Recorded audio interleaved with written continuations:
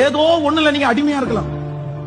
கர்த்தர் பல வருஷமா உங்களிடத்துல சொல்லிட்டு இருக்கலாம், பல மாதங்களா உங்கள்கிட்ட சொல்லிட்டு இருக்கலாம், இதை விட்டுருமா, இது உனக்கு சரியாகாது, இது விட்டுருப்பா, இது உன்னுடைய எனக்கு என்னுடைய சித்தம் இல்ல, இந்த காரியத்தை நீ விட்டுரு, இந்த காரியம் உன்னை அழிச்சிடும், இந்த காரியம் உன்னுடைய கிருபைகள் எல்லாம் உன்னை விட்டு எடுத்துரும், இந்த காரியத்தோட நீ வாழாத, நீ ஸ்பெஷலா அழைக்கப்பட்ட ஒரு தேவனுடைய பிள்ளை, உன்னை தாயின் கருவில் உருவாகும் முன்னே நான் தெரிந்து கொண்டேன், அதுக்காக தான் இந்த திருச்சபையில் நான் உன்னை வச்சிருக்கிறேன், அதுக்காக தான் உனக்கு ரட்சிப்பு கொடுத்துறேன், நீ விட்டுரு விட்டுரு விட்டுருன்னு சொல்லி இந்த திருச்சபைக்கு நீங்க வந்த நாள் முதற்கொண்டே ஆண்டவர் பேசிக் கொண்டிருக்கலாம்.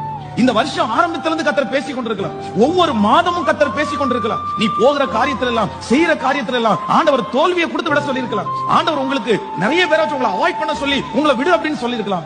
பலவிதமான முயற்சிகளை ஆண்டவர் எடுத்தும் இன்னும் விடல. என்னால அதை விட முடியல, நான் விடலன்னு வந்திருக்கிற தம்பிக்கு தங்கச்சிக்கு இன்னைக்கு சொல்ற ஆலோசனை என்ன தெரியுமா? எப்பா, டைம் மாறாகிறதுக்குள்ள, நேரம் கடந்து போகிறதுக்குள்ள, உனக்குன்னு குறிக்கப்பட்டிருக்க அந்த டைம் முடிகிறதுக்குள்ள நீ விட்டு, அந்த டைம் முடிஞ்சதற்கு பிறகு யாராலையும் அந்த நேரத்தை உங்களுடைய வாழ்க்கையில